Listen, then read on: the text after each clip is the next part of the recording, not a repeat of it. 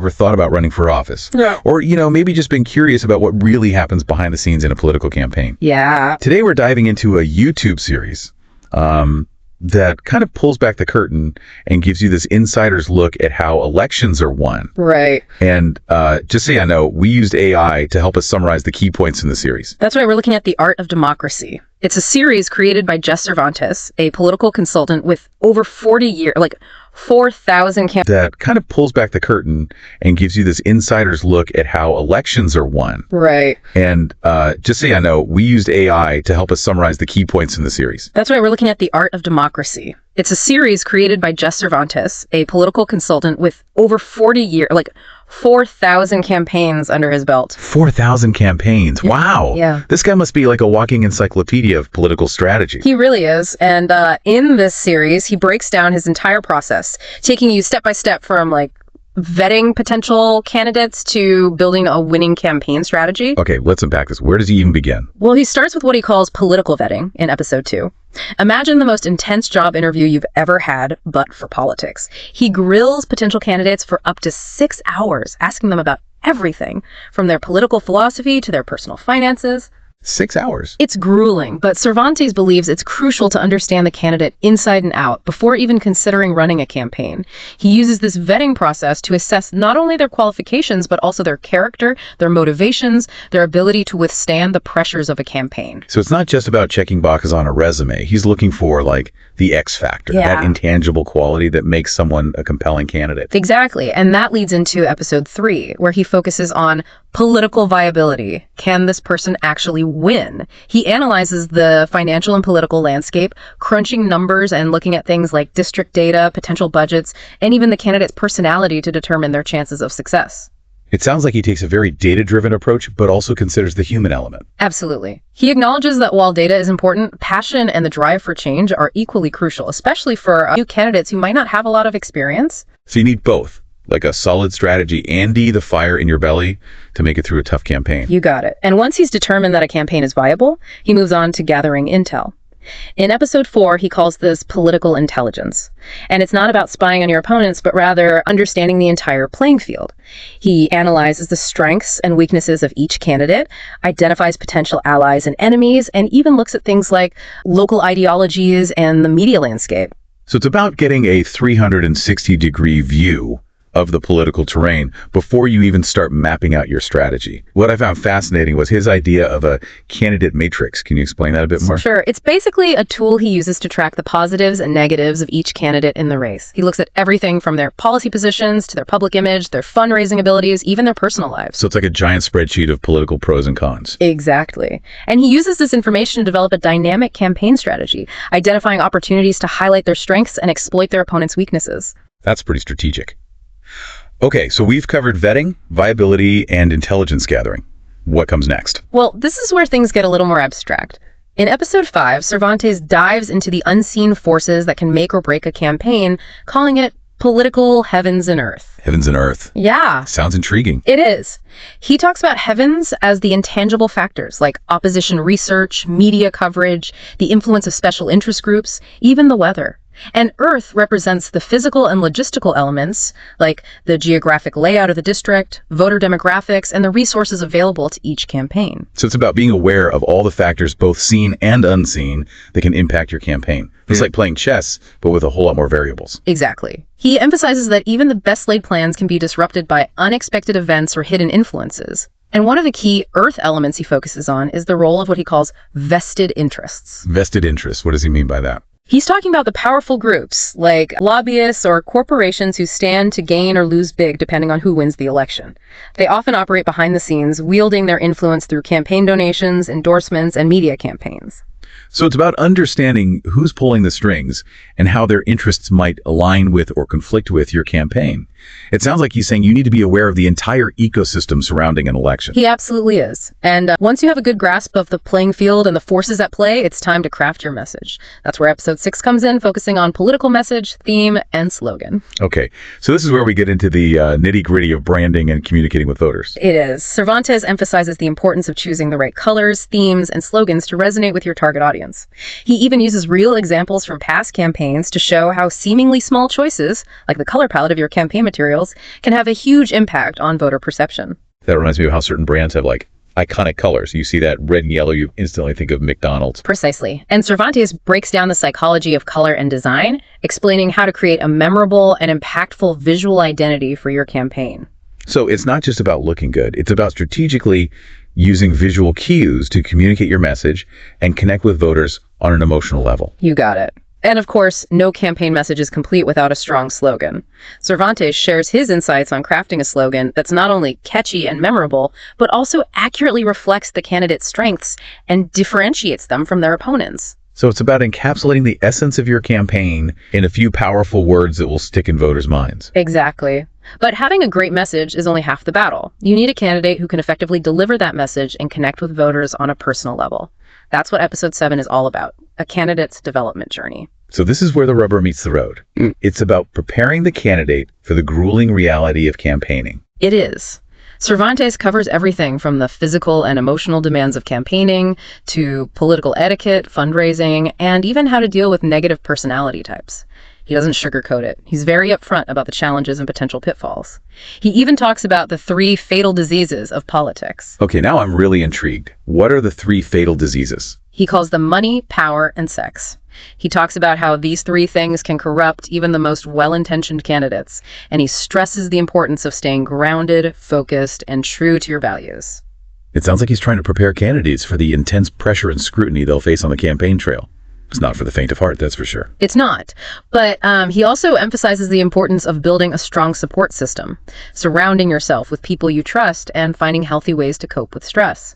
He talks about the importance of physical fitness, emotional resilience, and maintaining a strong sense of purpose. So it's about finding that balance between the demands of the campaign and taking care of yourself. Exactly. And of course, no campaign can run without money.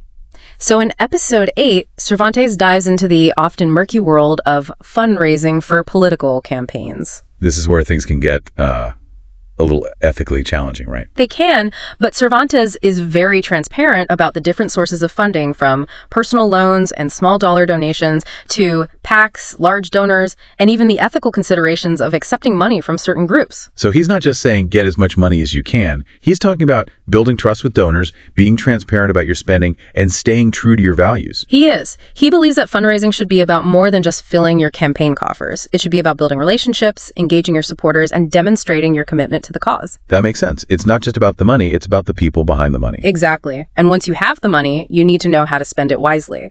That's where episode 9 comes in, focusing on how to market your campaign. So now we're getting into the nuts and bolts of actually reaching voters. We are. Cervantes talks about the importance of establishing a budget, defining your target audience, and crafting a consistent message across multiple platforms. It sounds like he's saying you need a comprehensive marketing plan just like any other business. He absolutely does. And he covers a wide range of marketing venues, from traditional methods like field campaigns and direct mail to modern strategies like broadcast media, print advertising, and of course the ever-expanding world of digital marketing. Okay, so he's covering all the bases. But I'm curious, does he still see value in old school tactics like direct mail in this digital age? He does. And that's what he dives into in episode 10, focusing specifically on political direct mail. He talks about the history of direct mail, its impact on past campaigns, and even the technical details of designing and sending effective mailers. Wow. I wouldn't have thought direct mail would still be relevant with all the digital tools we have today. It might seem surprising, but Cervantes makes a compelling case for its effectiveness. He argues that direct mail can be more targeted than social media, especially for reaching older voters or specific demographics. He also points out that it has a higher response rate and can be a powerful way to cut through the noise of the digital world. That's interesting. So it's about choosing the right tool for the right job, and sometimes the old ways are still the best ways. Exactly. But even with all the digital tools available, Cervantes doesn't underestimate the power of boots on the ground, as he calls it in episode 11, focusing on building your field campaigns. So this is about the importance of face-to-face interaction, actually getting out there and connecting with voters in person. It is. He talks about the history of field campaigns, from basic door knocking to more sophisticated strategies, emphasizing the importance of volunteer recruitment, training, and management. It sounds like he sees field campaigns as the foundation of any successful campaign, the way you build trust and relationships with voters on a personal level. He absolutely does. He argues that while technology can amplify your message, nothing can replace the human connection you build through face-to-face interactions. Makes sense. People are more likely to vote for someone they feel like they know and trust. Exactly. And that's why he dedicates an entire episode to field campaigns, even in this digital age. But of course, no modern campaign is complete without a strong social media presence.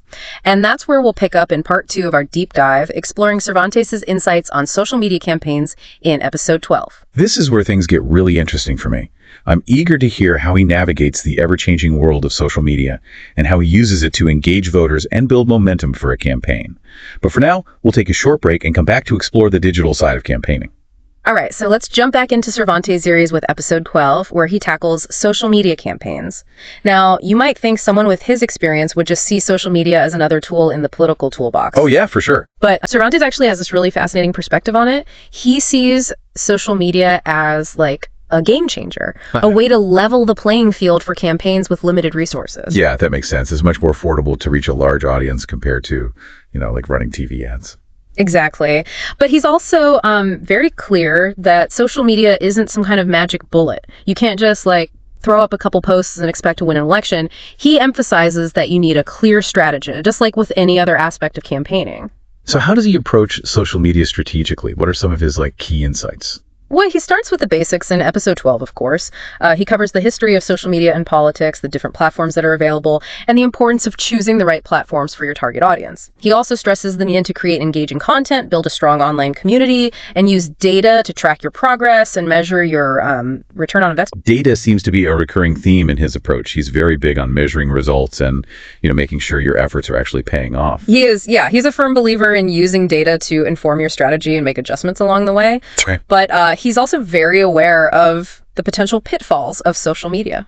Like what? What are some of the things that can go wrong? Well, one of the biggest challenges is dealing with negativity and misinformation. Social media can be like a breeding ground for rumors, attack ads, and just plain, nastiness. Absolutely. It feels like things have gotten so much more polarized and toxic online in recent years. They really have, and Cervantes acknowledges that this makes it even more important for campaigns to be proactive in managing their online presence. Right. He talks about the need to monitor comments, respond to criticism constructively, and even have a plan in place for dealing with potential crises or scandals. So it's not just about putting out your own message, it's also about being prepared to defend yourself and set the record straight when things get messy. Exactly. And he also stresses the importance of authenticity on social media. What does he mean by that?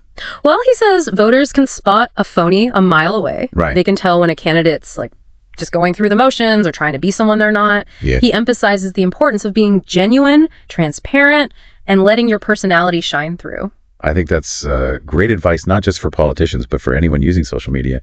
People are drawn to those who are real and relatable. I agree. And Cervantes even goes a step further, suggesting that candidates should use social media to showcase their human side. Okay. To, share personal stories and connect with voters on an emotional level. It's like he's saying, don't just tell people your policies, show them who you are as a person. Exactly. He believes that by being open and vulnerable, candidates can build trust and create a deeper connection with voters. That makes sense. People want to vote for someone they feel like they know and can relate to. Right. And that's really what Cervantes' entire series boils down to. It's about connecting with voters, understanding their needs and concerns, and building a campaign that resonates with them on a personal level. Okay. Whether it's, through the initial vetting process, crafting your message, or utilizing various marketing strategies, it all comes back to building those relationships. That's a great point. He's not just teaching technical skills. He's emphasizing the human element of campaigning. He is.